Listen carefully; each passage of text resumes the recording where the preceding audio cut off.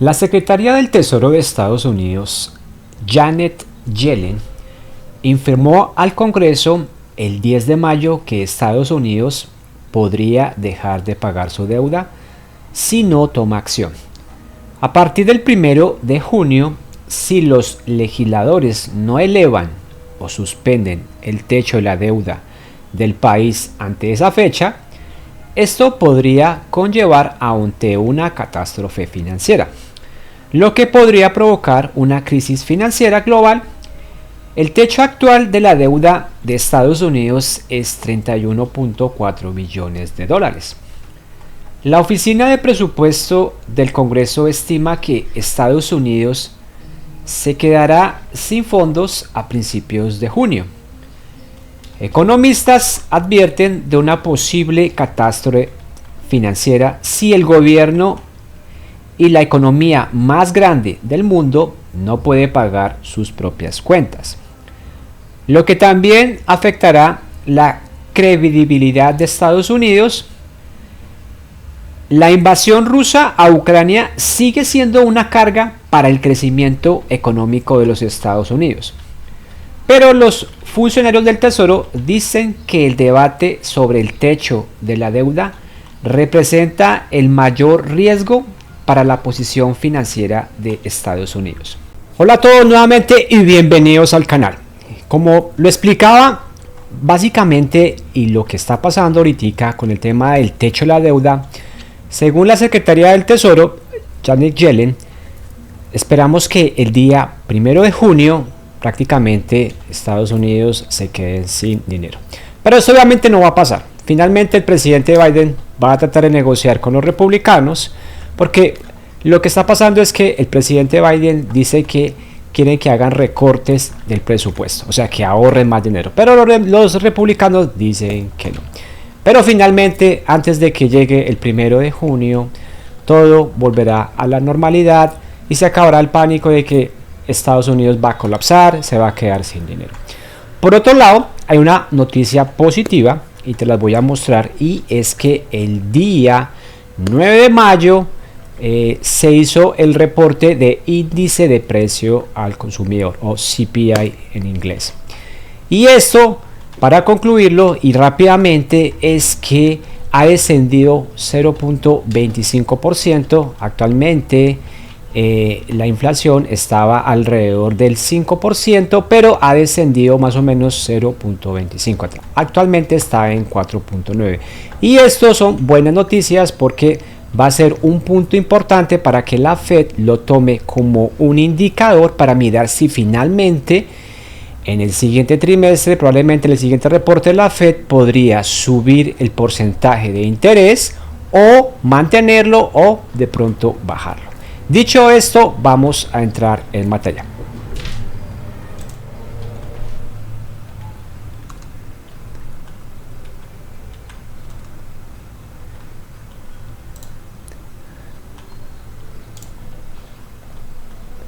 En otras palabras, vamos a mirar acá y vamos a mirar un poquitico los reportes, y dice que el IPC actualmente está en 4.9, digamos que ha sido más o menos un descenso del 0.5, pero lo que aquí no se importa y no se interesa es que esperen un momentico, les quito esta publicidad de acá, listo. Entonces voy a mostrarles un poquitico más a fondo en este gráfico. Si ustedes se dan cuenta, por ejemplo, este es un reporte del IPC de Estados Unidos a la fecha, y en el 2018 estaba en 2.2, estaba, y esto es lo que quiere llegar definitivamente la Fed, en 2.5. Entonces, en el 2021, con el tema de la pandemia, pues obviamente con tanta impresión de dinero y ayudas económicas a Estados Unidos para la gente que se quedó sin empleo, pues el índice o el CPC comenzó a crecer hasta llegar casi al 9.1%, y por eso es que la Fed ha mantenido el tema del alto interés para controlar el tema también de la inflación. Pero este IPC es un índice de consumo muy importante acá, entonces fue bajando realmente. En julio comenzó a bajar con el tema de enfriamiento del consumismo, o del consumo masivo, y llegar hasta el punto número marzo, que está en 5, para llegar a situarse realmente en 4.9. Ahora, de este índice económico, ¿cuáles son los factores más importantes a tener en cuenta? Número 1, vamos a hablar de lo más importante, y son los alimentos y bebidas, que han estado más o menos en un 7.5%, un acumulado de 1.5, digamos que es una variación de 0.2 en comparativo. Y aquí, por ejemplo, vestido, que es 3.7, digamos que eso sí, digamos, disminuyó en comparativo al, digamos, la variación. Este sí ha disminuido, digamos, 5.8, acumulado de enero más o menos, sí, perdón, este 3.7 comparado ha disminuido menos 1%.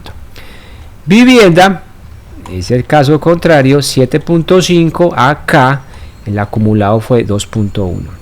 Digamos que los puntos más importantes a tener en cuenta son el tema de alimentos con 7.5, que es lo que más ha aumentado, y con el tema de la vivienda o el tema de la renta. También el tema de transporte, pero no tanto, digamos acá. Y acá está como los índices más importantes en cuanto a alimentos. Entonces aquí hay un comparativo del 2022 frente al 2021. Alimentos frente, digamos que hubo un 10% frente al 6%. O sea que ha aumentado más o menos casi un 4% comparado del 2021 al 2022. Y este índice significa que los alimentos están muy caros, especialmente lo que son, por ejemplo, los huevos y las carnes y las leches. Ahora, el tema de la renta, y esto también varía en muchos estados.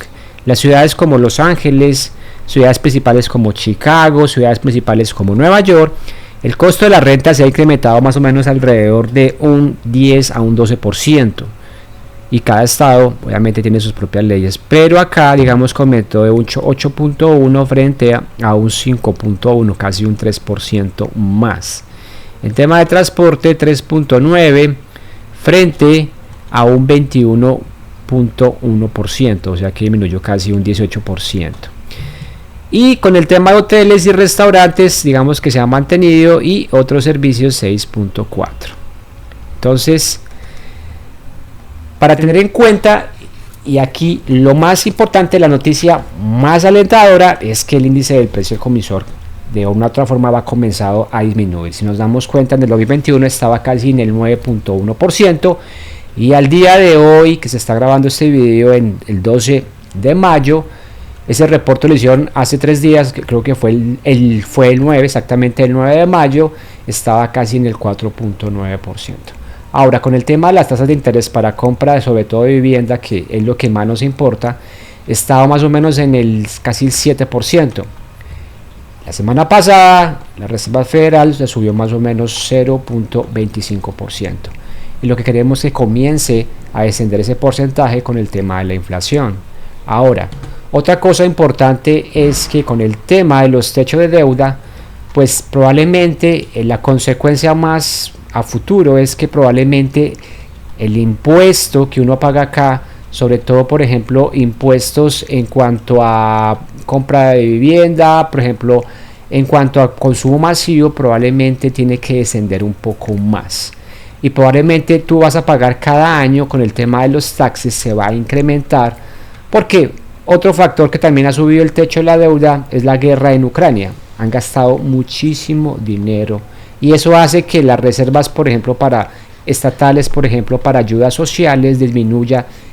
Y ahora, con el flujo de todos los inmigrantes que están entrando, tienen que dar un porcentaje para ayuda también para ellos. Y esto trae como consecuencia que en un futuro paguemos más impuestos. Pero bueno, hay noticias buenas, todo no es malo. Estados Unidos no se va a entrar en bancarrota, tampoco va a afectar a la economía global, porque lo saben. La economía del mundo se está moviendo hoy en día, y el dólar sigue todavía como una moneda principal. Dicen los expertos que el yuan, que es la moneda que tiene China, probablemente va a reinar en un futuro. Pero a corto plazo todavía el dólar es una moneda fuerte que siempre está en auge para todas las transacciones. Y sobre todo, para concluir este video, lo más importante para todo esto es comenzar a invertir. Y comenzar a invertir en ETFs, por ejemplo, que te genera más o menos un 9%. En un anterior video, por ejemplo, mucha gente estaba entrando en pánico y estaba sacando el dinero de los bancos, porque bancos como Credit Suisse, como First Republican Bank entraban en bancarrota, y hace poco hice un video de eso, que cómo lo compró Chase y cómo nos puede afectar.